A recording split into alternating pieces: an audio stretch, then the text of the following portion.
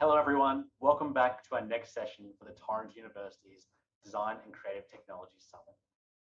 We've already heard about how we can use the world of IT and design to create solutions for some very complex current and future problems. But that is the beauty of design. Design gives us the ability to think up creative solutions for different problems, whether it be in the IT world, whether it be in public relations or in advertising. I've mentioned about Torrens University's having strong connections with industry, and tonight we're going to give you some insight on what it's like to work in a design studio in Australia. I'd like to wish a very warm welcome to Amaury from Red Havas.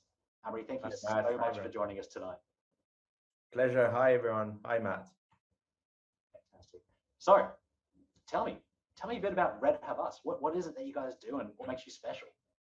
So Red Havas, it was actually originated in Australia 19 years ago, and it's like a communication agency with 3 distinct departments. So we've got a PR arm, a social, as well as experiential, and we basically look after like the communications for various clients in various verticals. So from automotive to skincare to healthcare, consumer, and FMCG, and we just partner with them and help them on that journey of pushing their different products, their different campaigns, and it's a great agency, and we are actually now present in a lot more countries. We are like in Australia, we've got 3 offices in Sydney, Melbourne, and Brisbane. We've got US. We've got Singapore, Vietnam, the Philippines, Indonesia, UK, Dubai, and as of today, a press release just went up. We've got Spain, Germany, China, Italy, and France, and that's literally just been announced today. So it's like out of the press. That is amazing and very exciting news, and I'm glad we're one of the first to hear it here today. Congratulations! That's such a huge accomplishment. Yeah, so it's great. You guys have different verticals for all different areas, from automotive to fast-moving consumer goods. It must be so engaging to be able to work in so many different areas, and it's very exciting to hear about the growth, and congratulations again. So, Amaury, tell me a bit about your background. Tell me about yourself. Yeah, so my name is Amaury, as Matt was saying. So I don't know if you could guess this, but I'm from France originally, so from Paris, but I've been in Australia for the last 12 years. I came here initially for a master's degree in Australia, and then I went back to France to start a business in TV production. So I was doing TV ads, corporate videos, music clips, and all that for 3 years. And then I was missing Sydney, I was missing the surf, I was missing the good lifestyle compared to living in Paris, which was a very, very different lifestyle, and decided to come back here. And so it's been 12 years now. Since then, so I basically, when I arrived, I was employed to launch a new venture, which was another kind of TV advertising venture, which I did for a year. And then social was starting to pick up. So, the first Facebook pages were landing in Australia. It was becoming such a big thing that I was like, hang on, like there's something here that I'm kind of fascinated about. So I was saying to the clients, all right, we are going to do an amazing TV commercials for you. What about if we were to push this on Facebook? Facebook is that brand new thing. And again, 12 years ago was a brand new thing. And I could see the appetite from all the different clients saying, oh, yes, sounds great. And then they were literally flocking money to me saying, yeah, do this. Yeah, here's $10,000, here's $20,000. I had no idea what I was talking about, basically. But it was like I could see the appetite from advertiser, which was a very different story than when you were talking TV ads. And and then after that, I was like, you know what? I think that's where I need to go. I need to specialize myself in more social and digital.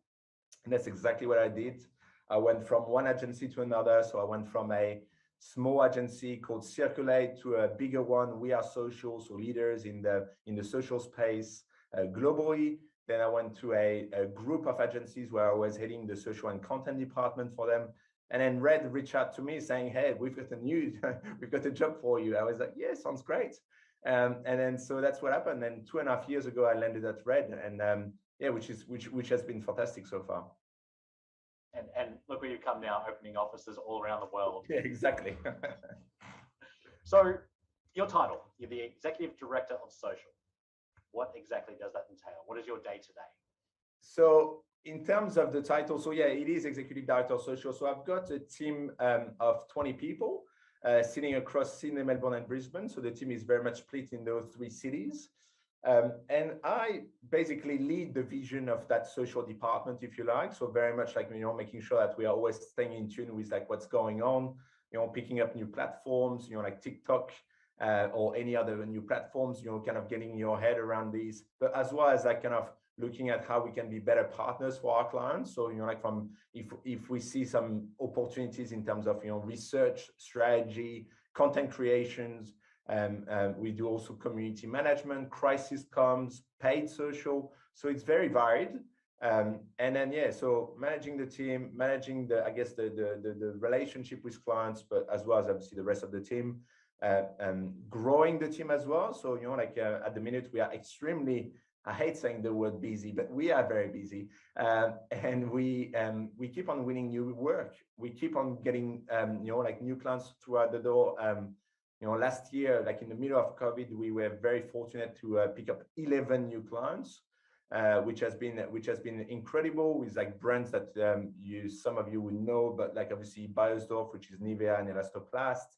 We work with a lot of Australian ones. So I mean, we can talk about Nestle, Big W, so big brands, and the clients seems to be liking working with us, which is obviously a great outcome. And so yeah, we keep on growing the team. So my responsibility is very much looking after everything that we do from a strategic point of view, as well as growing the team, making sure we are also kind of having a great culture, because today it's like as important as the work. I think it's like like how it is to live and work with us. Yeah, I mean, that's pretty much what I do, as well as looking at the financials, like the fun stuff, and how we're going to kind of meet those numbers at the end of the year. Yeah, fantastic. And it's so complex, and you're balancing so many things. And like we said, that the clientele's so different. I had a bit of a look on your website about some of the campaigns that you've run, and the Nestle one in particular. I was quite interesting looking at the problem Nestle having, I think it was Milky Way bars, and being able to come up with a solution and a piece to connect with adults and think about their childhood and turn that into something tangible that you can advertise. So yeah, it's amazing what you guys do on a day-to-day basis. Which leads me to my next questions. What do you like most about your work? Oh, like what I love the most, I have to say, it's going to sound very cliche, but my team.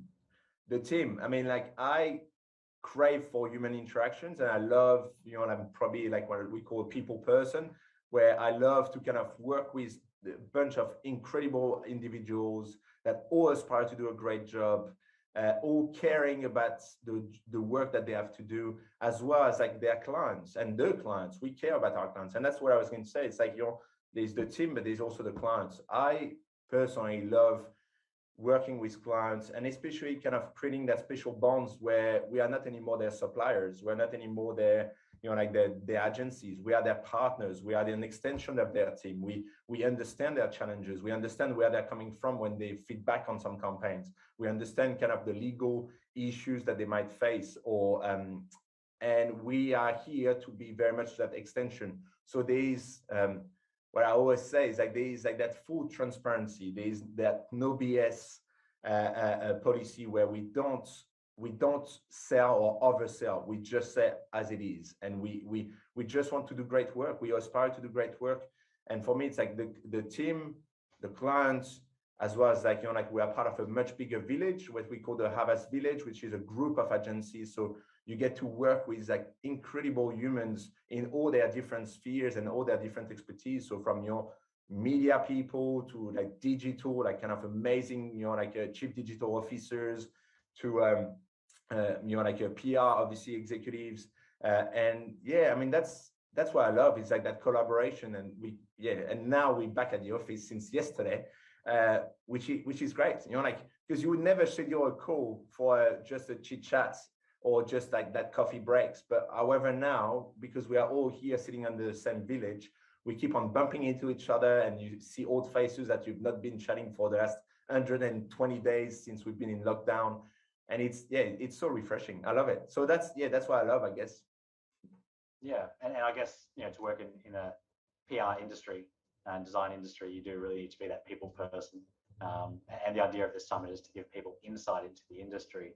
So that leads me to my next question, probably a more difficult one. What do you least like about your work? I guess something I spend all my days in meetings, literally from 9 to 6. I'm in meetings. And it will be meetings with the team, meeting with the clients, meeting with the rest of the leadership team. And I guess like that's death by meetings. And like it's almost like you keep on doing meetings and you go from one to another and you jump in one and you are late for the other. And it's that constant meetings, which is kind of, I guess, like the work that I need to do, because it's all about firing and helping kind of various team members and clients. But yeah, I love meetings to an extent, but I would love to spend less time in meetings. And I would not even disclose. I mean, like Zoom meetings are even the worst. Like I'm very happy with face-to-face, where we're all sitting around the table, like in this boardroom where I'm at, which is fantastic. When you do Zoom meetings and you speak to your computer all day long, that's not cool. So that's the first thing that I would say I don't like as much. Then there's obviously, like part of my job, as I say, is like the financials. Love the numbers, but hate Excel. So it's like it's I love the challenge of having numbers and having those targets and kind of understanding kind of where we need to go and how we're going to grow and how we're going to be able to afford more people, because ultimately that's what those numbers are for. But yeah, spending my time on spreadsheet as well is not fun. So that's I guess the two sticky points. But the rest, to be honest, it's like the rest is like it's a passion for me. It's like it's a job, but it's also a passion. So I don't count my hours. I love what I do. So yeah, no, it's great. Fantastic, and thanks for staying behind to join me for another meeting online. So I'm only half there. I really appreciate only half there. Yeah, halfway there. All right, so again, I had a look at Red Havas and your website, and I recommend anyone watching definitely jump onto the website, have a look at some of the amazing work that you and your team do. So Red Havas as a company, how do you initially approach trying to form a solution for a client? Yeah, it is a bit of a standard process, which, like if you are part of another agency, will be a very similar process. Is when a brief comes in from a client, which could be either an existing client or a pitch. That's what we do as well, is that we do a lot of pitching. Is you've got a brief with the objectives and the challenges and kind of what the outcome should be. But what we do first is obviously that research phase. That research phase is something that I will never cut corners on, because like that's very much the most important thing that you do, is like going through all the tools that we've got access to from an earned conversations point of view, from an own point of view, own channels to a paid, understanding the broader industry of your clients, but understanding also kind of the broader category. So what we've got the 4 C's, which is like kind of consumer truth, cultural truth, category truth, and then the last one, conversation truth. And it's very much like, unless you've got this, and unless you've done all your due diligence and going through all that research phase, then it's very hard to put up a strategy together. So we go from research to kind of try to unearth those key insights that will then lead and will be kind of almost we'll use those insights to inform the strategy. From that strategy onwards, it's once we know exactly what we're going to do, then we can talk about the creative campaigns, the more tactical executions. Is the answer going to be talking about social, is that going to be a Facebook campaign? Is that going to be a PR campaign? And then we kind of, with the social elements, to be honest, social and digital tends to become like kind of almost the first thing. Even PR becomes very much like a digital PR. So yeah, there's a bit of a process of research, insight, strategy, creative, and then tactical executions. That's how we approach things, which takes time. Like to put something together, you usually need at least 2 or 3 weeks to have something, in other agencies or we are in social and PR, so we need to be quite agile and nimble. But like in other bigger, above the line agencies, it might take 3 months. And it all depends on like kind of the scale of the clients as well and the scale of the project, obviously. Yeah, it must be so interesting to learn about so many different industries and be able to really delve into that to understand the target audience and how to reach that and impact that particular audience. But it's also really good to know that any future or current students watching this right now, just know that your research will never end even after you finish studying. So that's a really good insight. That's the most important one. Yeah. Yeah, fantastic. So you've had a very interesting background. You've worked at different studios. You've really immersed yourself in this industry. How do most people get into this field? Like, what are the most common entry-level jobs someone might take to get to where you are today? So I did a master, as I said, I did a bachelor and a master in marketing and communications. That doesn't mean that you need to do this. I think I was very passionate since the young age in advertising. My dad was in advertising, so it was always kind of almost a no-brainer for me. I always wanted to be in this space. But like the talents that we get throughout the door are, coming from a marketing communications background, like digital as well. A lot of journalists as well, a lot of journalists that kind of, went from, being journalists and understand obviously what makes people tick and what makes people read. And then they are kind of like keen to branch out to kind of say, you know what, we want now to kind of work in the social space. And they are obviously fantastic people. And then obviously design. So they own design, like, like Billy Blue offers, like, coming up from, like creative backgrounds and doing, a design college or design school. That's kind of what we are after. But then you've got also the other ones, I've got a lawyer, ex-lawyer in my team. So, and she was just hating her life as a lawyer, and she decided to kind of, try in marketing. And then she was smart enough to kind of land a good job in marketing as well. So it's like, it really kind of, there's not one mold. I guess, CVs are important. Like CVs are important, but experience are definitely prevailing. When I say CV, sorry, the educational backgrounds are important, but the experience prevails definitely. Like, that's what we're after. It's like, understanding what even drives those people. Like we've got the head of automotive at Red, and he's coming from a journalist background. He's completely nuts about automotive, and he doesn't necessarily have that marketing background, and he's doing a fabulous job because he's the best partner for our clients. So it's really kind of, there's not one mold, I would say. Fantastic. And I guess that leads me to my following question. So, you have people from all different backgrounds, from design to marketing to an ex-lawyer who was hating life and want to get into the advertising industry. So what personal skills or attributes is essential to be successful in this industry? I'm sure the enthusiasm, the level of care, this attitude of a go-getter, of like nothing is too complicated, showing that enthusiasm to the job, to the task that we're going to give you, is for me the most important one. Then you can always, you can always refine the craft, you can always refine a few things, obviously, but like, and as well as the cultural fit. And that, I guess, like that's go-getter type person is very much that right person that we want within our team. So it's very much, like keen to get amongst it, keen to kind of get their hand dirty, keen to help the clients, and again, like eyes for details as well, especially in the design. I would say eyes for details, that sensitivity to like creativity, I think is very important.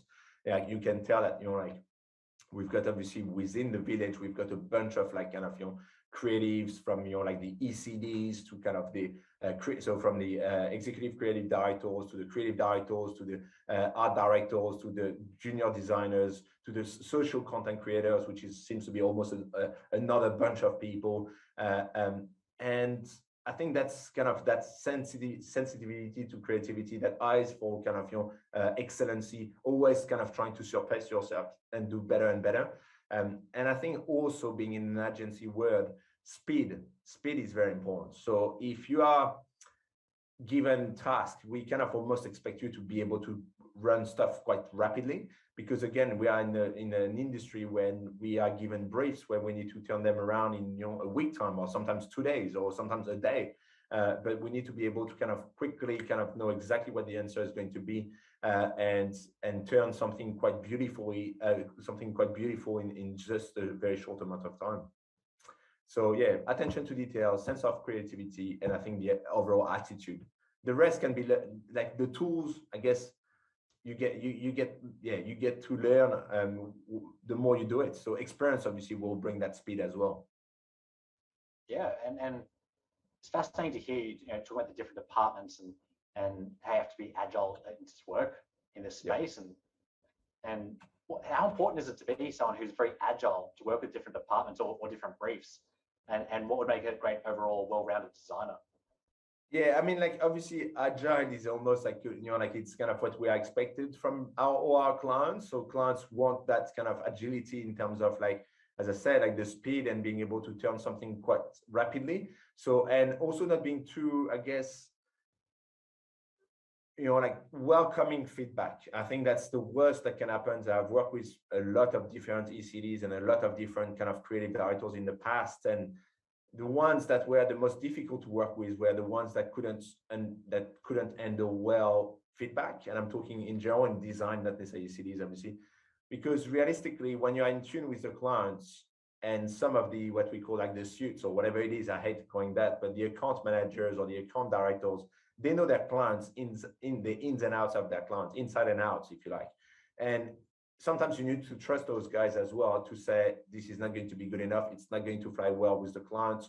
So you need to tweak this and that. Yes, of course, it might not look as pretty. It might not look as polished or as kind of refined or whatever it is, but that's what's effectively going to work for the clients. And that's what's going to work at the end. So I think there is sometimes that agility about understanding that you need to be quite open-minded and being able to kind of, come up with new ideas all the time.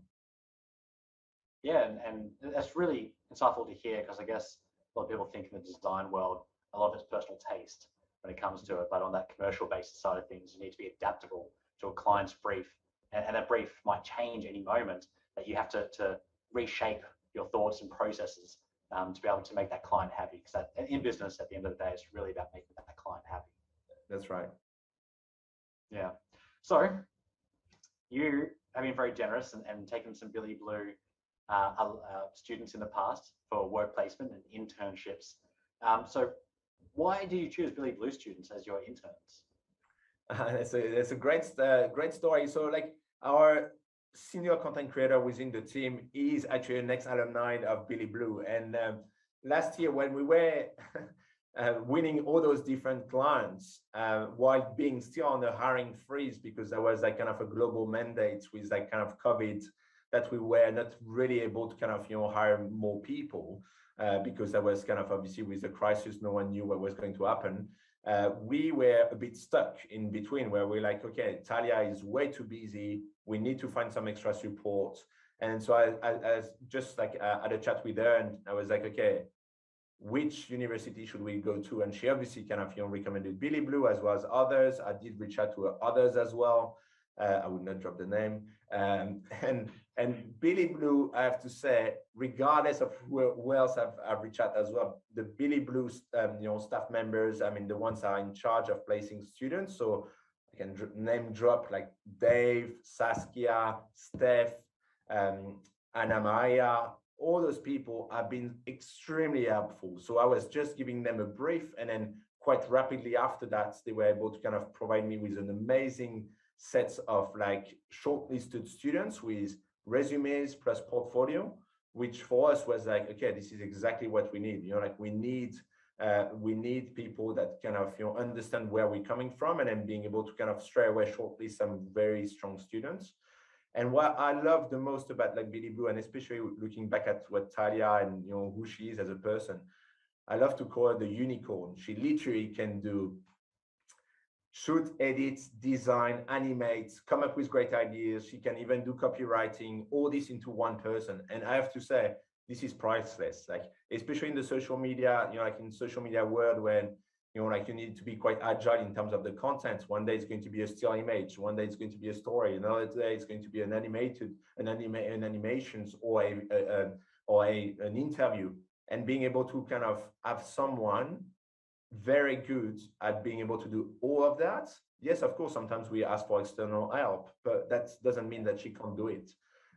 And that's been amazing. So like all the Billy Blue design All the Billy Blue kind of students that we've had have been interns have been amazing, and yeah, we've actually hired one, placed two, so it's like and we were always saying we probably don't have a job at the end, and then they were so good that I was like, we can't let them go. We need them part of our team. So yeah, within Havas Village, we've got now 3 Billy Blue design students.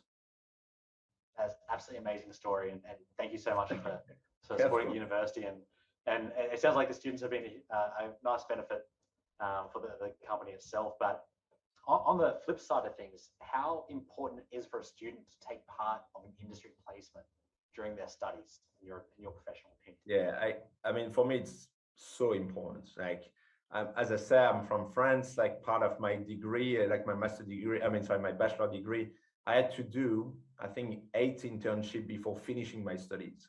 And that was like kind of how rigid we were.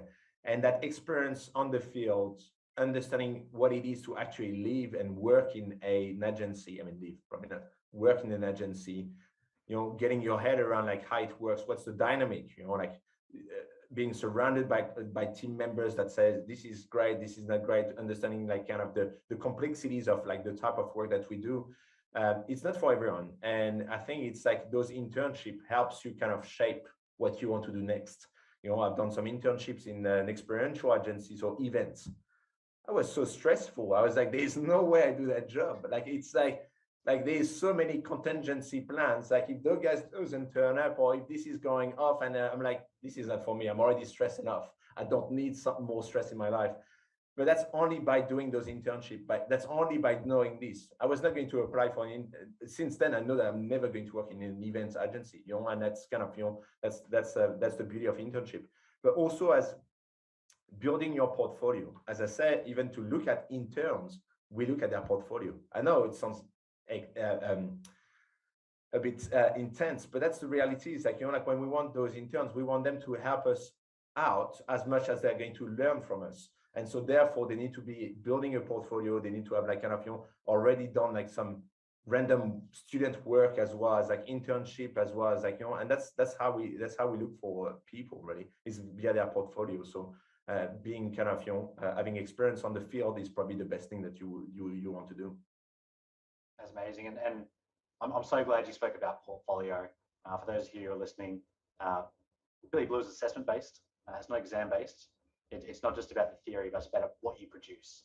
So everything you're doing is working towards your portfolio, which we have a graduate exhibition at the end of every year, where you actually get to present your portfolio to industry. And as you mentioned earlier in one of the previous questions about experience, it's just important for you to look at someone's experience rather than just their degree. So, there is a mandatory internship in the Billy Blue programs and the Torrens programs, but I'd highly recommend anyone take advantage of their success coaches and services to find additional work placement, additional internships, additional experiences, whatever you can do. And something really important that you said, it really does help shape your career. Yeah. Now, we are running very short on time, so I'm going to ask you one final question. What advice would you give someone who is looking at studying design, wants to get into this field? What advice would you give them? I think the first one is like going back to our previous question, like internship, do any freelance work, find ways, like even if it's to design, like from your local shops or whatever it is, like the business cards or whatever it is, like do some work to help build that portfolio. I think that's the first one. And then when talking about more like the interview stage, like obviously when you apply for jobs, and I think that's what I see a lot.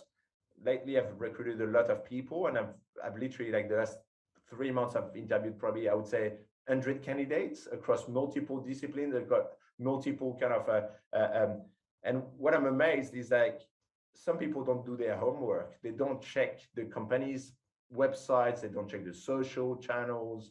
They're not even looking at, for me, it's big because it's like, understanding who is going to be the hiring manager, check them out on LinkedIn. I mean, that's what LinkedIn is good for, understanding like who they are, what the type of person, Google them. And then also kind of, one thing as well, I think it's a tips. It's like when you land on that interview, just send a thank you note. I know it sounds stupid, but rare are the people that send us thank you notes. And it can be as like, simple as like, thank you for taking that time. Love working. I mean, enjoy like our chats, and that's all. But that thank you note, realistically, it puts you at the top of the pile. It will be, that person was at least thankful of my time, and they were kind of keen, and they show their willingness to help and their willingness to kind of be amongst it. And I think that's kind of the tips that I would say. And yeah, I mean, just being curious as well, and kind of looking at what's going on in the world, and see how you can even get a CV or portfolio that can stand out as well. In France, we do it's a very different market, but like you've got like people are sending video CVs. So instead of having just a paper CV, you send a video of yourself explaining who you are, and some of them are getting very creative. I'm not saying that like you need to do this all the time, but it's like try to find, especially if you're in that design and creativity space, try to find ways of standing out. Try to find, that would be my tips. That's some really good advice. And again, thank you so much for joining us to give us some insight not only to the industry, about employment options, about study, about internships. It hopefully for those of you watching, it really gave you some insight into what it's like to think about becoming a student, to when you're about to graduate, to when you're going to join the workforce. And again, a huge congratulations on the press release today, expanding around the world. That is absolutely amazing, well deserved. Guys, check out the Red Havas website and see what these guys do, because you do some amazing work and well deserved success. So thank you very much. Thank you, Matt. Guys, that's all we have time for tonight. I hope this gave you some insight in the workshop earlier today about how design IT can help create solutions for some current and future complex situations, and how it can help in the PR world, the advertising world, and all different facets as an ever-growing industry. We are very proud of our design students and our design faculty, and hope that you will join us one day here at Torrens University. Guys, thank you so much. Thanks again, Amaury. Thank you, everyone. Thanks, Matt.